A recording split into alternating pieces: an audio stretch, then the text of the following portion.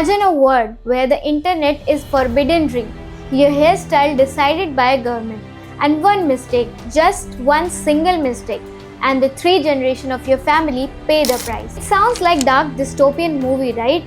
But this is not a fictional story. This is the real terrifying world of North Korea, the so-called Hermit Kingdom. एक ही देश, एक ही संस्कृति और एक ही भाषा, फिर भी ये 2 हिस्सों में बट गए 70 साल से ज्यादा, और ये दोनों सिर्फ दुश्मन नहीं बल्कि 2 अलग अलग दुनिया हैं। DMZ डीमिलिटराइज्ड जोन के उस पार दक्षिण कोरिया ने टेक्नोलॉजी और आज़ादी की नई कहानी लिखी है, और इस पार यहाँ समय मानो 1950 के दशक में ही ठहर गया है। आज हम डिकोड करेंगे आखिर ये अलगाव क्यों हुआ और ये देश दुनिया से इतना कटा हुआ क्यों है। To understand the division we have to go back. 1945 से पहले कोरिया एक स्वतंत्र राष्ट्र था।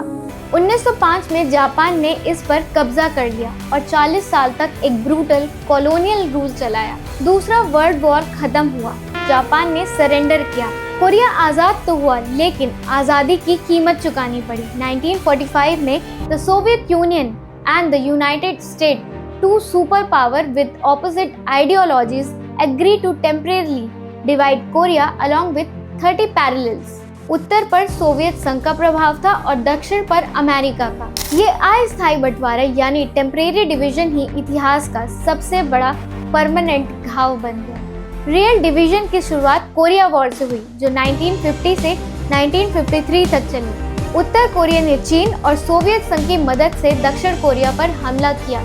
संयुक्त राष्ट्र UN ने अमेरिका के नेतृत्व से दक्षिण कोरिया की रक्षा की। 3 साल तक भयंकर लड़ाई हुई, लाखों लोग मारे गए और 1953 में कोई शांति संधि नहीं हुई, सिर्फ युद्ध विराम हुआ। यानी ये युद्ध विराम ऑफिशियली रूप से अभी तक खत्म नहीं हुआ और इसका रिजल्ट ये निकला कि DMZ को बनाया गया डीमिलिटराइज्ड जोन। ये कोई नॉर्मल बॉर्डर नहीं है, ये दुनिया की सबसे सख्ती से निगरानी वाली 4 किलोमीटर चौड़ी पट्टी है। इसके एक तरफ तो फ्रीडम, टेक्नोलॉजी और डेवलपमेंट देखने को मिलता है, पर इसकी दूसरी तरफ वही तानाशाही, डर और सन्नाटा।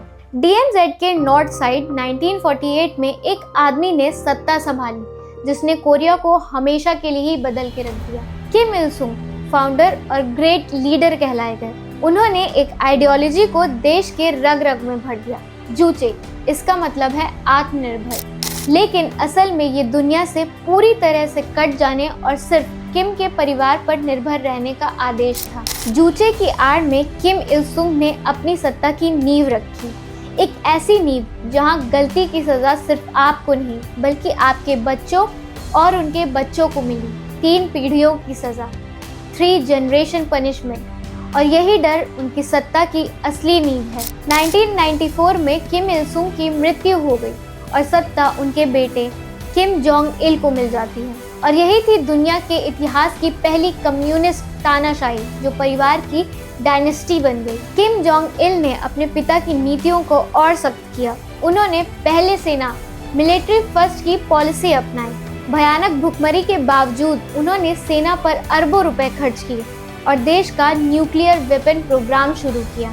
वो इतने बड़े पर्सनालिटी कल्ट के केंद्र थे कि सरकारी कहानियों के अनुसार वो जन्म से ही एक्स्ट्रा ऑर्डिनरी थे, जैसे इंद्रधनुष, रेनबो और चमकते सितारे यानी शाइनिंग स्टार के बीच में उनका जन्म हुआ हो। And finally Kim Jong Un.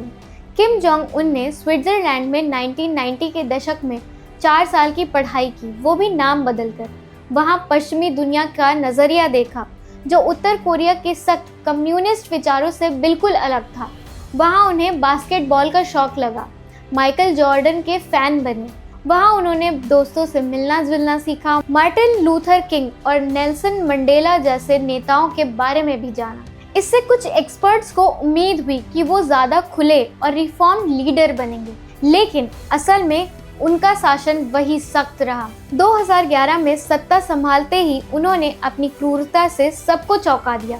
अपने परिवार के सदस्यों और टॉप ऑफिसर्स की सफाई अभियान की, यानी क्लीन अप कर दिया। वो न्यूक्लियर वेपन्स को अपनी सत्ता की गारंटी मानते हैं। तीनों ने एक ही पैटर्न का इस्तेमाल किया, प्रोपेगेंडा, पर्सनालिटी कल्ट और फेयर। और यही कारण है कि नॉर्थ कोरिया आज भी हर्मिट किंगडम है। वो नहीं चाहते कि उनके सिटीजन बाहरी दुनिया के बारे में जानें, क्योंकि जानना आज़ादी का पहला कदम होता है। अब बात करते हैं दो दुनियाओं की, the tale of two worlds. एक ही होने के बावजूद DMZ के दोनों ओर जीवन का हर पहलू पूरी तरीके से बदल चुका है। यही वो चीज़ है जो उन्हें केवल पड़ोसी ही नहीं बल्कि दो अलग प्लैनेट में बदल देती है। Imagine a parallel universe on the same land. DMZ के इस बार साउथ कोरिया ने K-पॉप स्टार फैशन और स्टाइल को ग्लोबल ट्रेंड बना दिया है, और वहीं नॉर्थ कोरिया में the government decide your look. पुरुषों को नेता जैसा हेयर कट रखना पड़ता है और जीन्स जैसे विदेशी कपड़े पहनना एक जुर्म है। Your dress is not a choice, it's a compliance. अगर हम फूड की बात करें तो नॉर्थ कोरिया में लोग सरकारी राशन प्रणाली और खाद्य असुरक्षा से जूझते हैं। वहाँ की सरकार इनसे जूचे फार्मिंग कराती है, पर असल में ये भुखमरी से जूझते हैं। वहीं South Korea is a global food hub. Bibimbap और बुलगोगी से लेकर दुनिया की बेहतरीन व्यंजन वहीं मिलते हैं। One side you can see the hunger and the other side you can see the global excellence. अगर हम पनिशमेंट्स की बात करें तो नॉर्थ कोरिया में पनिशमेंट सिस्टम बहुत ही क्रूएल है। हमने बताया जैसे 3 पीढ़ियों की सज़ा, ये कोई कहानी नहीं बल्कि एक डरावनी सच्चाई है। राजनीतिक जेल यानी गुलेग वहाँ आम है। It's a terrifying legacy. South Korea however follow a legal and democratic process, जहाँ सालों से मौत की सज़ा लागू ही नहीं हुई। अगर हम एंटरटेनमेंट के बारे में बात करें तो भी इन दोनों देशों में ज़मीन आसमान का अंतर है। नॉर्थ कोरिया में मनोरंजन सिर्फ नाम मात्र का होता है और विदेशी मीडिया देखना, लिसन टू दिस, एक गंभीर अपराध है। अगर आपने डिसेंडेंट ऑफ सन देखा है तो ये साउथ कोरिया ड्रामा सिर्फ एक शो नहीं बल्कि उनके आधुनिक स्टाइलिश सेना और उनकी आज़ाद सोच को दिखाता है। नॉर्थ कोरिया में इस तरह का कोई भी कंटेंट देखना आपको मौत की सज़ा दिला सकता है, and this is the true scale of isolation. अगर हम टूरिज्म की बात करें तो नॉर्थ कोरिया में एक अत्यधिक नियंत्रित दौरा कराया जाता है, जहां आपको सिर्फ वही चीज़ें दिखाई जाती हैं जो सरकार दिखाना चाहती है। No freedom and no exploring. वहीं South Korea is open to the world. अगर हम एजुकेशन की बात करें तो नॉर्थ कोरिया में सिर्फ किम के परिवार और जोचू आइडियोलॉजी के बारे में ही पढ़ाया जाता है और ज़्यादा से ज़्यादा टीच किया जाता है। Well the south Korea is a global leader in competitive. और सबसे इम्पॉर्टेंट बात, अगर कम्युनिकेशन की बात की जाए तो नॉर्थ कोरिया अपने लिमिटेड इंटरनेट कोंगम्योंग के साथ दुनिया से कटा हुआ है, जबकि साउथ कोरिया 5G और दुनिया के सबसे तेज़ इंटरनेट का घर है। एंड मोस्ट चिलिंगली, भाषण का अधिकार, right to speech, North Korea में बिल्कुल नहीं है। Criticism is met with immediate punishment. It is a silent society. This shows a contradiction that despite the same origin, how ideologies have given rise to two very different worlds. Now let's cross the line. The same history, the same culture, but a completely different destiny. जब north Korea ने Juche और तानाशाही को चुना, south Korea ने एक अलग ही रास्ता चुना। 1960 से 70 के दशक में उन्होंने कई मुश्किलों का सामना किया, मिलिट्री रूल देखे, लेकिन इन द एंड डेमोक्रेसी को ही चुना। साउथ कोरिया ने अपनी पावर को इन्वेस्ट किया in technology, education and global trade, and we call this the miracle of Han river. South Korea ने पॉवर्टी से प्रॉस्पेरिटी तक का रॉकेट स्पीड सफर किया। आज साउथ कोरिया दुनिया की एक इकोनॉमिक सुपर पावर है। From the most advance semiconductors to the global phenomenon of K-drama and K-pop, they have exported their culture and power across the world, while the North Korea struggles to feed their own people, whereas the South dictates the global trends. The story of two Korea is a chilling reminder of how ideologies and just one family can forever change a nation's destiny. North Korea is a prison masquerading as a nation, and it is a place where human rights are non-existent, and the world watches it helpless. लेकिन सवाल ये है कि बंटवारा कब तक रहेगा? क्या नॉर्थ कोरिया कभी बाकी दुनिया के साथ कंट्रीब्यूशन करेगा या एक ऐसी ही अलग और डरावनी दुनिया में रहेगा?